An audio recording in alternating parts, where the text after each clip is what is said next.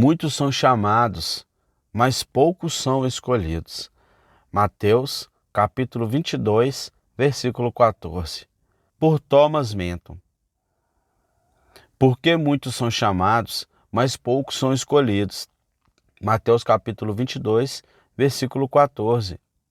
Essas palavras contêm a razão da maneira diferente de receber a oferta do Evangelho de Cristo e seus benefícios. A razão é porque a eleição da graça não é proporcional ou de igual extensão com a oferta do Evangelho, como aparece pela parábola anterior.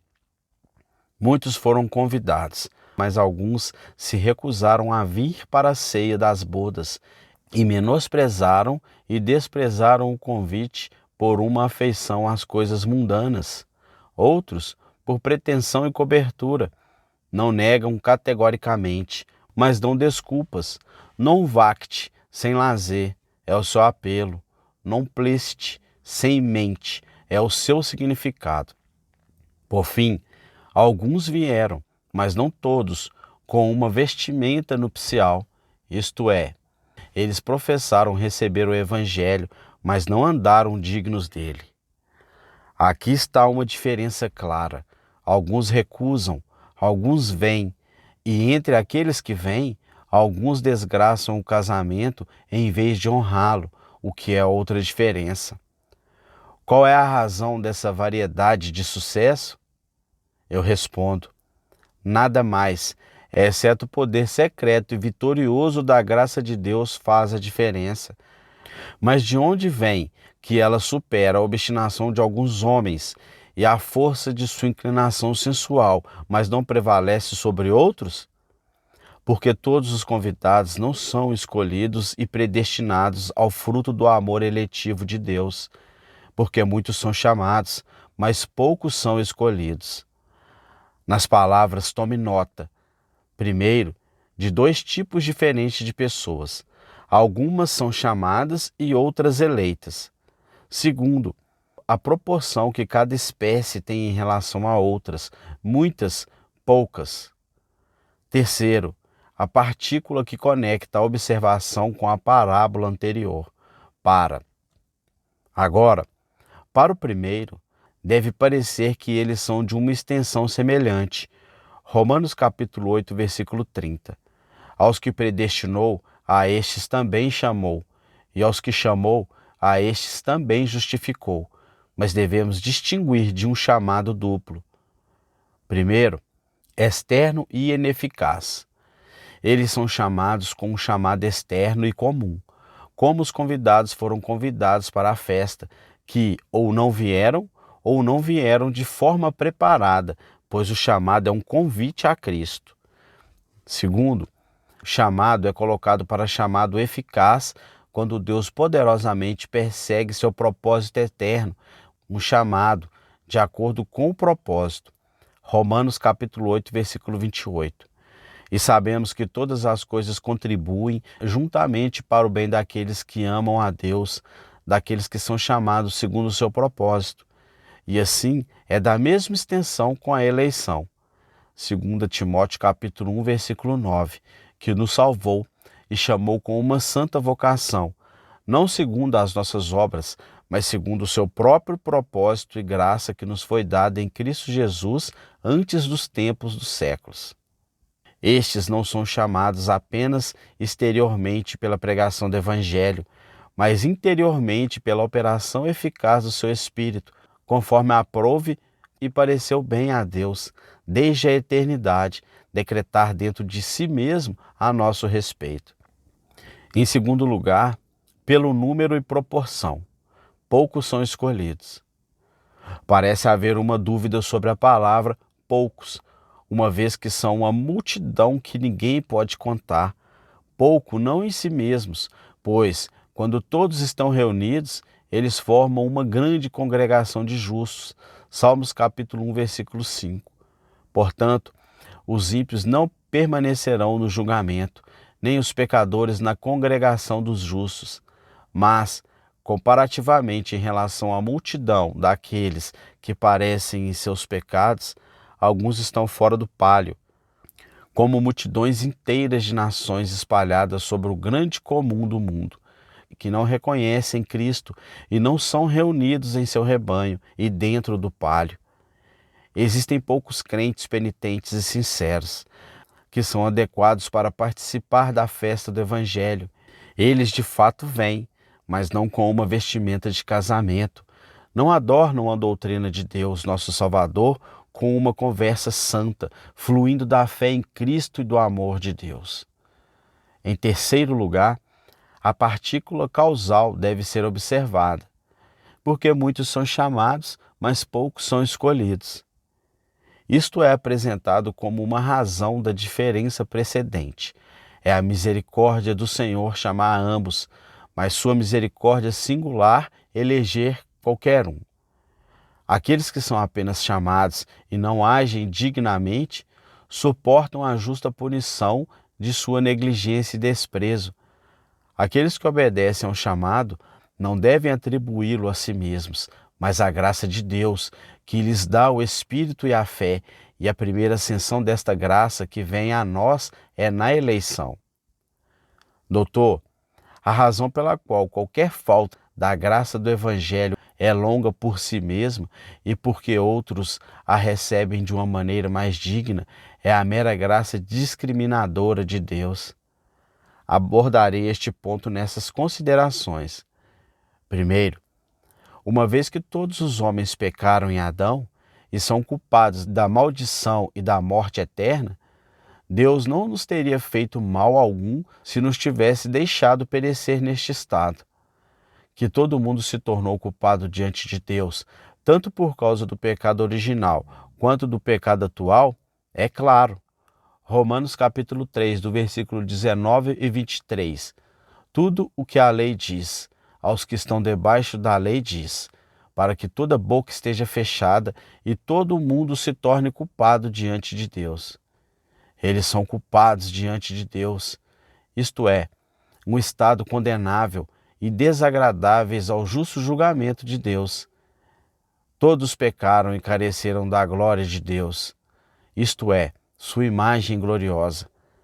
Assim, todos os homens, sendo considerados pecadores, são justamente puníveis por Deus, e, portanto, Deus não nos teria feito mal algum se nos tivesse deixado como nos encontrou, como os anjos que pecaram não foram redimidos. Hebreus capítulo 2, versículo 16. Porque ele não tomou sobre si a natureza dos anjos, ele não prendeu os anjos. 2 Pedro capítulo 2, versículo 4. Deus não poupou os anjos que pecaram, mas lançou-os no inferno.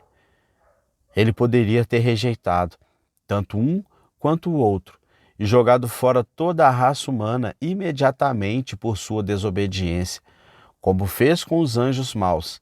Mas o benefício que foi negado aos anjos foi dado ao homem, pois Deus não perderia totalmente sua criação deles. Segundo, este foi o grande amor de Deus, que ele providenciou um Redentor e Salvador para nós, para que todo aquele que cresce nele fosse eternamente feliz. João capítulo 3, versículo 16. Porque Deus amou o mundo de tal maneira que enviou o seu Filho unigênito para todo aquele que nele crê não pereça, mas tenha a vida eterna. 1 João capítulo 4, versículo 9 e 10. Nisto se manifestou o amor de Deus para conosco, em que Deus enviou o seu unigênito ao mundo, para que por ele vivamos. Nisto está o amor, não em que nós tenhamos amado a Deus, mas em que ele nos amou e enviou o seu Filho como propiciação pelos nossos pecados. Assim foi com o amor indizível de Deus expresso à humanidade, que ele providenciou um remédio tão custoso para nós quanto o seu Filho eterno assumir nossa natureza e morrer por nossos pecados, para que ele pudesse nos oferecer perdão e vida em termos graciosos e cômodos, ou seja, a aceitação grata deste bendito Salvador para os fins para os quais Deus o enviou. Sua salvação mostra que não estamos isolados de todas as possibilidades e esperança de recuperação, que não estamos em termínio, colocados em nosso estado final presentemente sobre nosso pecado, como os anjos caídos estavam. Esta é uma intimação confortável e esperança provável para nós, mas sua provisão de um remédio de resgate para nós, cujo benefício redundará para nós assim que nos arrependermos e crermos no Evangelho. Esta é muito mais uma manifestação eminente de seu amor. É muito importante para nosso conforto e benefício saber que Deus nos ama e estamos nos debruçando e bisbilhotando aqui e ali para encontrar argumentos e sinais de seu amor. Oh, se eu pudesse saber que Deus me ama, mas nós ignoramos a demonstração e manifestação do sinal. E assim, por assim dizer, buscamos o sol com uma vela, enquanto olhamos para sinais e sinais particulares, e não tomamos conhecimento desta grande evidência do amor de Deus, que Jesus Cristo foi enviado por Deus para realizar a salvação do homem, para incorporá-la em nossos pensamentos. Considere quem o envia, ou o deu. Deus o enviou e o deu. A lei que nos condena é a lei de Deus. A ira e o castigo que tememos é a ira de Deus. A glória e a bem-aventurança que esperamos é a glória de Deus. A presença a qual chegamos quando fazemos oração por qualquer misericórdia e graça para nos ajudar é a presença de Deus. De quem é o favor que buscamos, senão o favor de Deus? Agora, Deus deu seu Filho e enviou seu Filho para nos recuperar. Ele colocou este ofício e fardo sobre Cristo. A pessoa que foi enviada, Jesus Cristo, seu Filho unigênito, Romanos capítulo 8, versículo 32. Aquele que nem mesmo a seu próprio Filho poupou, antes o entregou por todos nós, como não nos dará também com ele todas as coisas? Ele não confiaria a um anjo essa incumbência, mas enviou seu Filho para concretizar o propósito eterno de sua graça a respeito de nossa recuperação. Deus enviou a seu povo vários mensageiros, mas por fim enviou seu Filho. Isso deve nos despertar. Certamente eles reverenciarão meu Filho. O fim pelo qual ele o enviou. Primeiro, com respeito a Cristo, para ser uma propiciação pelos nossos pecados. 1 João capítulo 4, versículo 10, para que Deus pudesse se mostrar apaziguador e propício à humanidade, sua justiça, santidade e ódio ao pecado, sendo suficientemente demonstrados no sofrimento de Cristo, e assim descobriu tal caminho para o nosso bem, que é totalmente consistente com a sua própria honra e glória. Segundo, com respeito a nós, ao que devemos desfrutar. 1 João capítulo 4, versículo 9, para que pudéssemos viver por meio dele. Esta vida é oposta à morte incorrida pelo pecado, e por ela se entende todo aquele estado de graça ao qual somos restaurados por Cristo, e principalmente nossa vida abençoada e eterna no céu. Estávamos em um estado de morte, quando as portas da misericórdia foram abertas pela primeira vez para nós. Estávamos mortos quanto à sentença da lei, mortos como incapacitados para o serviço do Criador, e de ambos excluídos do estado dos abençoados, e sujeito à morte eterna. Ora, Cristo veio para que não perecêssemos, mas tivéssemos a vida eterna por meio dele. Agora, são dignos de perecer para sempre os que amam a morte em vez da vida, como todos os que, por causa de vis concupiscências e vaidades mesquinhas, arriscam a própria salvação. A maneira como tudo isso é aplicado a nós é pela fé, para que todo aquele que nele crê não pereça, mas tenha a vida eterna. João capítulo 3, versículo 16. E João capítulo 6, versículo 29. A obra de Deus é esta, que creias naquele que ele enviou. Este é o grande dever que Deus exige de nós. Fé neste Salvador que é dado, para que o reconheçamos e o recebamos para ser o que ele é e para fazer o que Deus o enviou para fazer, confiando inteiramente no mérito de seu sacrifício e intercessão e tomando o caminho que ele prescreve para que sejamos eternamente felizes.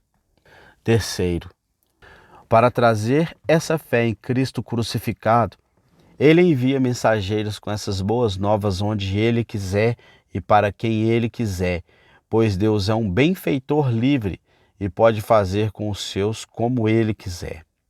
A dispensação de meios quanto ao evento é governada pela providência de Deus.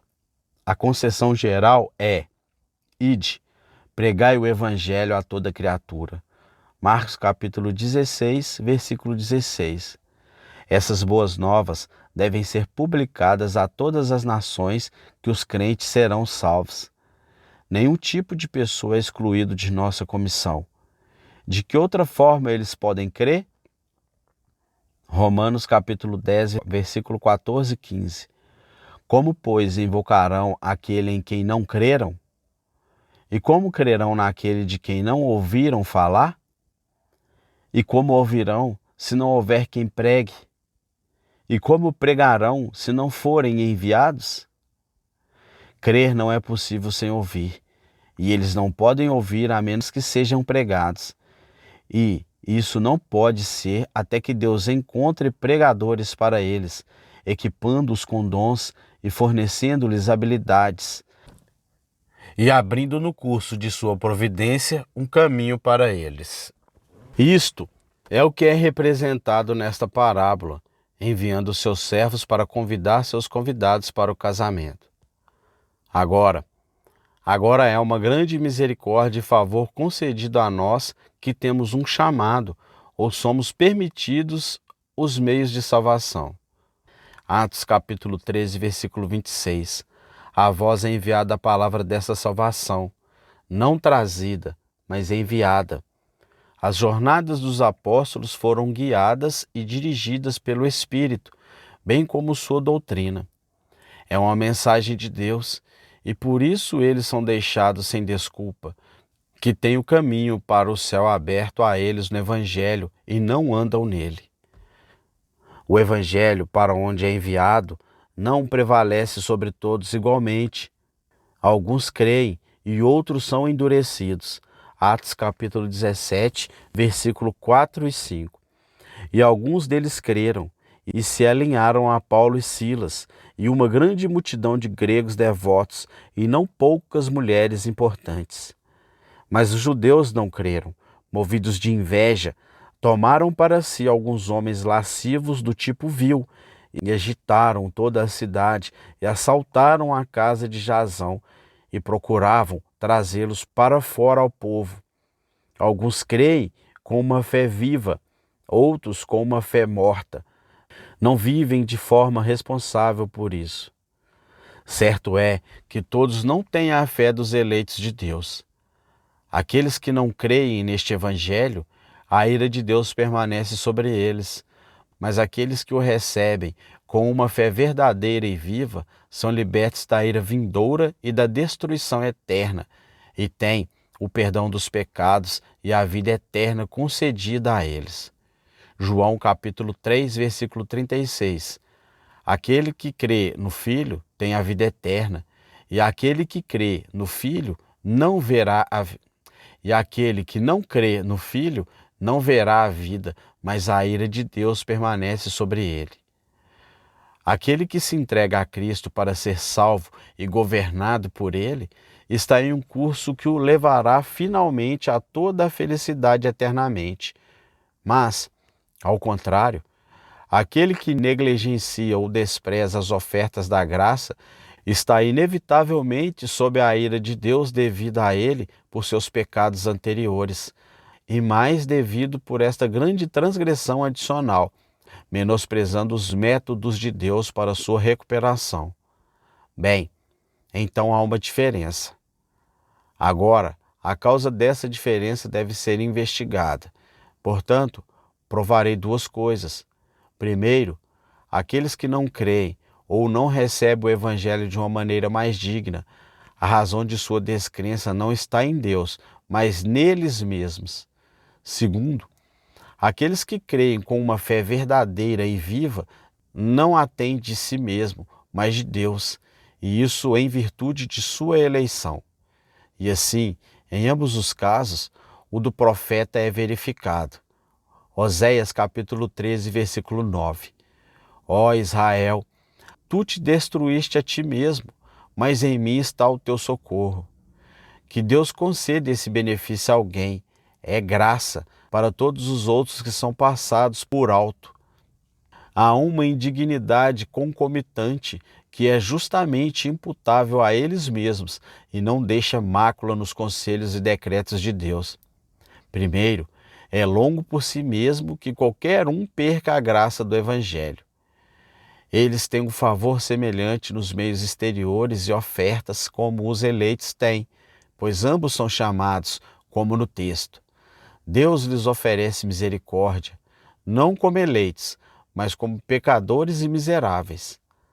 Agora, quando Deus abriu a porta para pecadores e lhes ofereceu misericórdia quando eles mereciam miséria, e assim traz vida para suas próprias portas e a deixa meramente para aceitação ou recusa de suas vontades, certamente o chamado deve prevalecer com eles mais do que realmente prevalece. Eles têm o mesmo favor com os eleitos. É o mesmo Deus, o mesmo céu, o mesmo Cristo e a mesma promessa que é colocada diante de todos. Cristo e a vida não são oferecidos a você assim como a eles? Agora, a própria oferta deve ser uma intimação confortável para nós. Foi tomado como um fundamento de esperança para o cego que Cristo curaria. Levanta-te, tem bom ânimo, ele te chama. Marcos capítulo 10, versículo 49.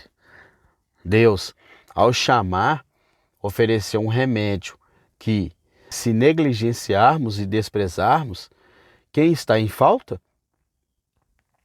É nossa própria culpa e será nossa condenação. Hebreus capítulo 2, versículo 3. Como escaparemos nós se negligenciarmos tão grande salvação? Deus, por seu chamado, traz salvação às nossas portas, deixando-a à nossa escolha, e não a aceitaremos? O que é isso senão obstinação e desprezo rebelde? Se nunca tivéssemos ouvido falar de Cristo, nem por uma dispensação tão viva que pudesse despertar nossos pensamentos, seria então outra questão. Mas quando a luz brilha ao nosso redor e de bom grado irrompe e fechamos nossos corações contra ela, por causa daqueles pobres prazeres insignificantes que encontramos nela, o pecado é obstinação apaixonada. O chamado de Deus é administrado com seriedade e carinho, por meio de advertências, ensinos e persuasão. 2 Coríntios capítulo 5, versículo 20. Rogamo-vos, pois, da parte de Cristo, que vos reconcilies com Deus. Colossenses capítulo 1, versículo 28. A quem pregamos, advertimos a todo homem, e ensinando a todo homem toda a sabedoria, para que apresentamos todo um homem perfeito em Cristo Jesus. Quando Deus dá tal liberdade de vontade, tal compaixão e diligência a seus mensageiros, isso não deveria ser notado? Eles alertam sobre o perigo, ensinam e têm a mente do dever. O chamado de Deus é tão carinhoso que é comparado ao cacarejar de uma galinha. Mateus capítulo 23, versículo 37. Agora, o que você gostaria que Deus fizesse? Para forçá-lo por seu poder absoluto de constrangimento e quer você queira ou não, expulsá-lo de seu curso que agrada à carne? Considere quão impróprio é para a sabedoria de Deus que os homens sejam santos por necessidade e não por escolha. Então a bondade seria uma perfeição natural, não moral, como queimar é para o fogo. E não seria mais louvável pensar em coisas celestiais do que uma faísca voar para cima, ou ser humilde e modesto em espírito do que uma pedra se mover para baixo. Portanto, quando Deus roga e importuna você a aceitar sua graça, o que você mais quer? Além do chamado, há certos meios apontados por Deus para a salvação deles, que certamente eles são obrigados a usar, caso contrário, sua omissão não seria seu pecado. Agora, se eles não aplicarem suas mentes para se encontrarem com Deus em seus meios apontados, a culpa é deles e assim sua punição é justa. Certamente é dever dos homens carnais ouvir diligentemente a palavra, e Deus os abandona justamente se eles recusam essa ajuda. Atos capítulo 13, versículo 46. Visto que rejeitais a palavra de Deus, julgais a vós mesmos indignos da vida eterna. Isto é, tornam-se indignos e incapazes de receber benefícios pelo Evangelho, e isso na convicção de suas próprias consciências. Deus justamente abandona aqueles que se separam dele na porta externa e fecham a luz da palavra e não ouvem o que é para o seu conforto e benefício eterno. Certamente é dever dos homens carnais desejar, pedir, buscar a graça regeneradora de Deus. Se não vale a pena pedir, não vale nada. Mateus capítulo 7, versículo 8. Porque todo aquele que pede, recebe, e o que busca, encontra, e ao que bate, abrir-se-lhe-á. Certamente, esta é a maneira de obter, a saber, pela oração com constância e importunação pelo que é necessário para nós. Agora, se os homens não pedirem, por que Deus deveria dar? Certamente é dever dos homens carnais evitar impedimentos, não fortalecer suas correntes e tornar seu obstáculo mais dolorido e pesado, e tornar sua conversão mais difícil. Como é, quanto mais você é influenciado por uma inclinação pecaminosa e permite que ela cresça sobre você. Ou vanglória. João capítulo 5, versículo 44. Como podeis crer, recebendo honra uns dos outros e não buscando a honra que vem de Deus somente? Ou vida voluptuosa. Lucas capítulo 8, versículo 14. E a que caiu entre espinhos são os que, ouvindo, vão adiante e são sufocados com os cuidados e riquezas e os deleites desta vida e não dão fruto com perfeição. Ou por cuidados e desejos mundanos. 1 João capítulo 2, versículo 15. Não ameis o mundo, nem as coisas que há no mundo. Se alguém ama o mundo, o amor do Pai não está nele. Agora, se eles gratificam o que deveriam crucificar e se entregam a essas corrupções e as alimentam em vez de mortificá-las, onde deve ou onde estará a culpa deles, em Deus ou nos homens? Em si mesmos, que não enquadrarão suas ações para se voltarem para o Senhor. Oséias capítulo 5, versículo 4. Eles não se colocam em um caminho para refrear e conter suas concupiscências.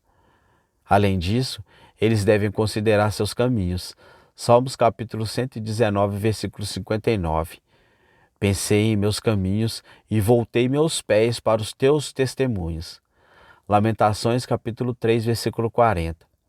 Esquadrinhemos e provemos os nossos caminhos e voltemo-nos para o Senhor.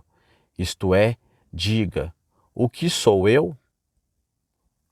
O que tenho feito todo esse tempo? O que será de mim por toda a eternidade? Agora, se os homens não se perguntarem, o que eu fiz? Como podem se aborrecer e murmurar contra o Senhor quando são criaturas claramente descuidadas e não se importam com os grandes negócios da humanidade? Deixe seus corações serem afetados com esse amor e graça gratuitos de Deus. Aqui vemos todas as bênçãos de Deus em sua primeira origem, fonte e causa seio, que é o eterno amor eletivo e a graça de Deus. Foi isso que colocou todas as rodas em movimentos. A causa eficiente de toda essa diferença entre nós e os outros é Deus. A causa meritória é Cristo. O agente poderoso é o Espírito, que amolece os corações duros dos eleitos e os inclina a crer em Cristo e a amar a Deus. Mas o que moveu tudo? Seu propósito de graça, que é realizado para nós, transmitido a nós imediatamente para Cristo, em Cristo e por Cristo. 2 Timóteo capítulo 1, versículo 9. Segundo o seu próprio propósito e graça, que nos foi dada em Cristo Jesus antes dos tempos dos séculos. E Cristo obteve o Espírito para fazê-los eficaz e infalivelmente crer, arrepender-se e obedecer. 1 Pedro capítulo 1, versículo 2. Eleitos segundo a presciência de Deus Pai, em santificação para obediência e aspersão do sangue de Jesus. Este é o amor, que é a base do nosso conforto sólido em todas as condições. Lucas capítulo 10, versículo 20. Alegrai-vos porque os vossos nomes estão escritos nos céus, e pelo qual todas as coisas são santificadas para nós, e nós para Deus. Romanos capítulo 8, versículo 28. Sabemos que todas as coisas cooperam para o bem daqueles que amam a Deus e são chamados segundo o propósito. E é um amor eterno. Salmo capítulo 103, versículo 17. A misericórdia do Senhor é de eternidade a eternidade sobre aqueles que o temem.